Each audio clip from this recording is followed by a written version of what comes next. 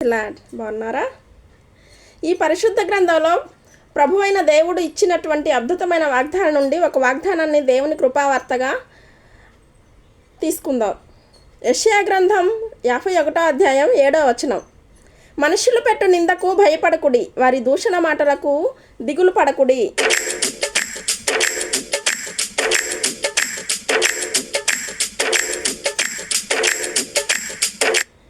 పాపలోకంలో జీవిస్తూ ఉన్నాం. మనుషులు పాపం చేత ప్రేరేపించబడిన వారు, పాపపు బంధకాలలో ఉన్నవారు, శాపం పాలైన వారు, నోరు తెరిస్తే ఇతరులను దూషించేటువంటి దూషకులు, హింసకులు, బాధ పెట్టేటువంటి వారు ఎంతోమంది ఉన్నారు ప్రపంచంలో. మనుషుల మధ్యలో జీవిస్తున్నప్పుడు దేవుని భక్తుడికి దేవుడిస్తున్న వాగ్దానం ఏంటో తెలుసా?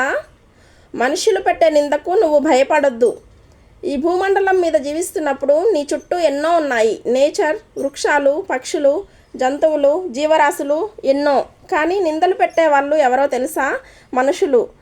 మనుషులా జంతువులా? ఎప్పుడైనా వీధి కుక్కలన్నీ వచ్చి మీ మీద నిందలు వేశాయా?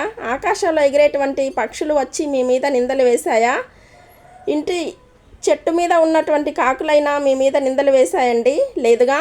కాకులు, జంతువులు, పక్షులు, వృక్షాలు, నేచర్ మీ మీద నింద వేయట్లా, కానీ మనుషులు నింద వేస్తున్నారు.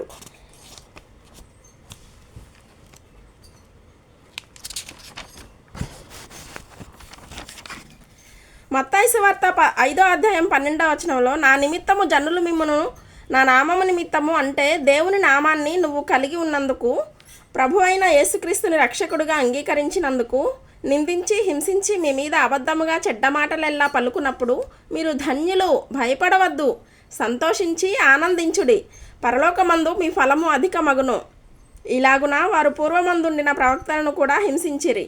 మంచి యథార్థమైన ప్రవక్తలను కూడా వారు బ్రతికి ఉన్నప్పుడు ఈ లోకం వారిని హింసించిందట. నిందలు వేసి, అవమానపరిచి, దుఃఖపరిచి వారి పేరును చెరపాలని రకరకాలుగా ప్రయత్నాలు చేశారు. ఆ రోజుల్లోనే ఉన్న ప్రజలు మరి నేటి కాలంలో కూడా అటువంటి ప్రజలు లేకపోలేదు.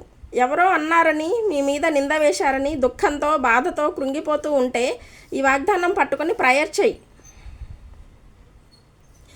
ఒక్కసారి ఆలోచించు. నువ్వు బ్రతకడానికి అవసరమైన ఆక్సిజన్ ఇస్తుంది దేవుడు. సూర్య వెలుగు, భూమి, ఆకాశమును, నీటిని, సమస్తాన్ని కలుగజేసిన నీ జీవనాధారాన్ని, సమస్తాన్ని నీకు అనుగ్రహించినటువంటి ఆ దేవుడు నిన్ను నిందించలేదు. దేవుని బిడ్డ, మనుషులు నిందించారు. మనుషులు పెట్టే నిందలకు నువ్వు భయపడకుము. ఈ పాపలోకంలో జీవిస్తున్న కొంతమంది భక్తిహీనత వలన ఇతరులకు కీడు చేయాలని, ఇతరుల మీద నిందలు వేయాలని, చెడ్డ మాటలెల్లా పలికి మిమ్మల్ని కృంగదీయాలని పలు విధాలుగా ప్రయత్నాలు చేస్తూ ఉంటారు. వాళ్ళ పాప హృదయం ఆ విధంగా వారిని ప్రేరేపిస్తూ ఉంటుంది.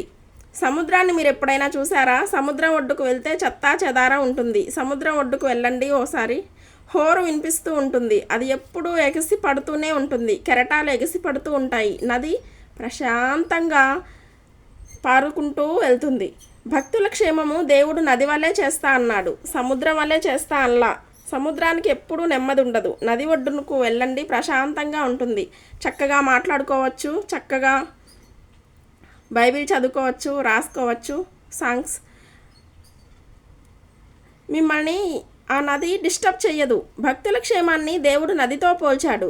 భక్తిహీనుల జీవన విధానాన్ని సముద్రంతో పోల్చాడు. యెషయా గ్రంథం 57వ అధ్యాయం 20వ వచనంలో, భక్తిహీనులు కదులుచున్న సముద్రం వంటి వారు, అది నిమ్మలింపనేరదు. సముద్రం ఎప్పుడూ నెమ్మదిగా ఉండదు. దాని జలములు బురదను, మైలను పైకి వేయును. మనుషులు పెట్టే నిందకు నేను భయపడకుండా ఉండే కృప దయచేయి ప్రభువా అని ప్రార్థన చెయ్యి. ఈ వాగ్దానం ధ్యానిస్తూనే ఒక చిన్న పల్లవి పాడుకుందాం. దైవజనమా, పాడదామా?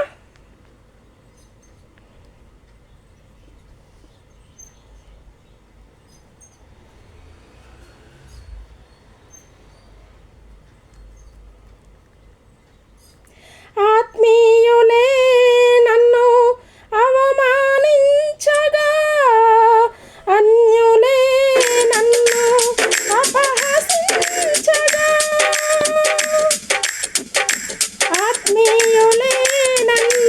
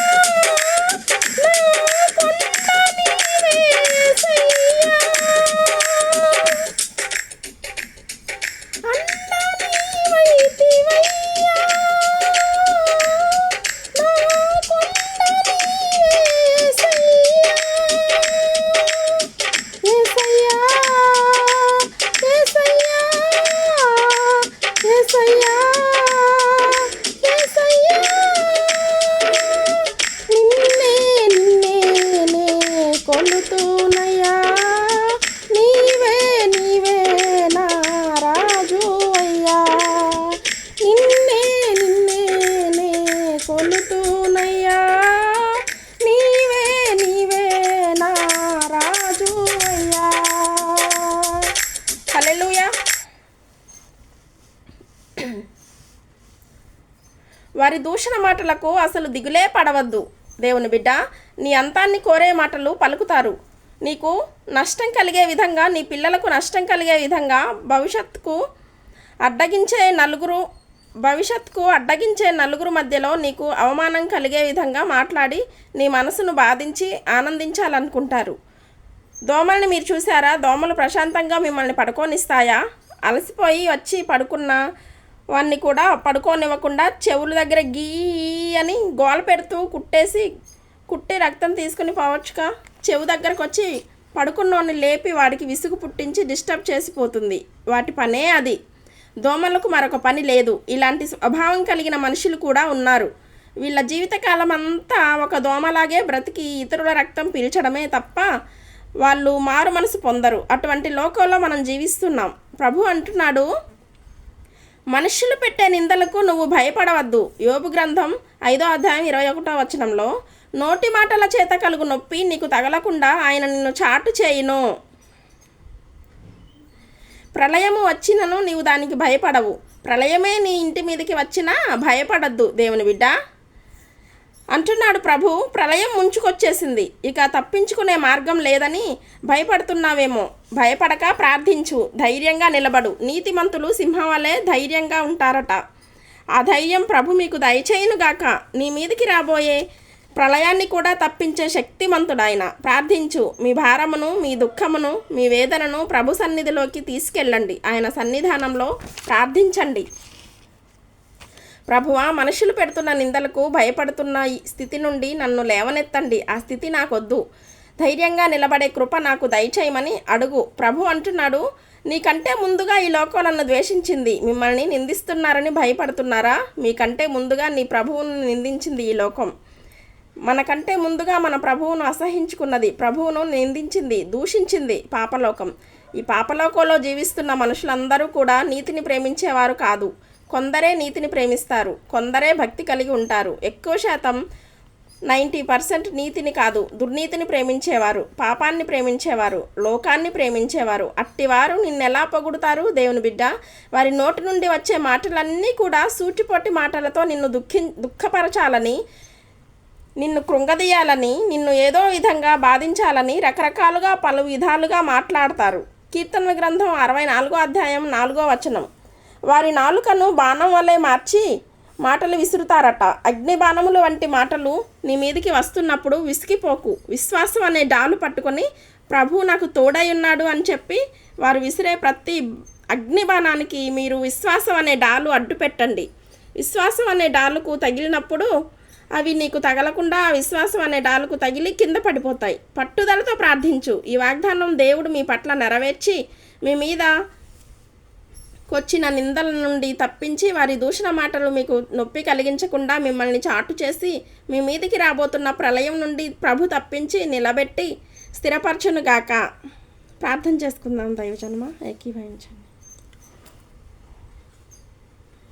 పరిశుద్ధమైన మా ప్రియ తండ్రి, నీ కృపావార్తను బట్టి నిన్ను స్తుతిస్తున్నామయ్యా. నిజమే, ఈ లోకంలో జీవిస్తున్నప్పుడు జంతువులు, పక్షులు, జీవరాశులు ఎన్నో ఉన్నాయి. అవి మమ్మల్ని నిందించట్లేదు ప్రభువా. పాపులైన మనుషులు కొంతమంది నిందిస్తారని, దూషణ మాటలు పలుకుతారని, అప్పుడు భయపడి పారిపోవద్దు, కృంగిపోవద్దు అని మీరు సెలవిచ్చారు. ఎవరైతే కృంగిపోయి ఉన్నారో వారికి ధైర్యం దయచేయండి. ఈ వాగ్దానం ఎత్తి ప్రార్థిస్తుండగా వారిలో ఉన్న భయాలన్నీ తొలగిపోవునుగాక యేసు నామంలో. ఎవరో ఏదో అన్నారని, ఎవరో నిన్ను నిందించారని, నిన్ను దూషణ మాటలు పలుకుతున్నారని దిగులు పడి కృంగిపోతున్న వారికి ఇప్పుడే ధైర్యం కలుగునుగాక. వారి మనసులో ఉన్న భయం పటాపంచులై తొలగిపోవునుగాక. నీతిమంతుల సింహవాలే బహుధైర్యంగా ఉంటారన్నావు డాడీ. అట్టి ధైర్యం వీరి హృదయాలకి ఇప్పుడే అనుగ్రహింపబడునుగాక. ఆమేన్.